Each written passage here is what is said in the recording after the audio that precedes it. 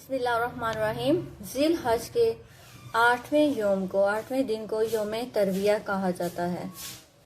8ویں ذی الحج کی رات کو حضرت ابراہیم علیہ السلام نے حضرت اسماعیل علیہ السلام کو ذبح کرنے کا خواب دیکھا۔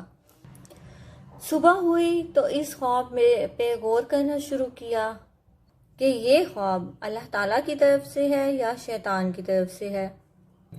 سارا دن اسی بارے میں سوچتے رہے۔ عرفہ کی رات آئی تو ایک غیبی ندا آئی کہ جو کچھ تم سے کہا گیا ہے اس کو پورا کرو۔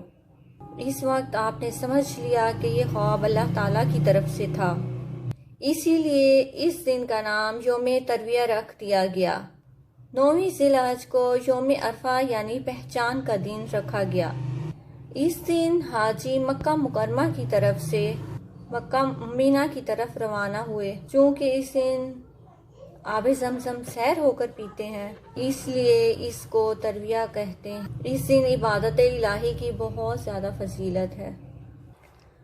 جو کوئی شب ترویہ کو 16 رکعت نفل پڑھتا ہے اور وہ اس طرح پڑھتا ہے، 2 کر کے پڑھنی ہے اور اس طرح پڑھتی ہیں کہ سورۃ فاتحہ کے بعد آیت الکرسی 1 مرتبہ اور 15 مرتبہ سورۃ اخلاص پڑھنی ہے، تو اللہ تعالیٰ ہر رکعت کے بدلے میں شہید کا ثواب عطا کرتا ہے۔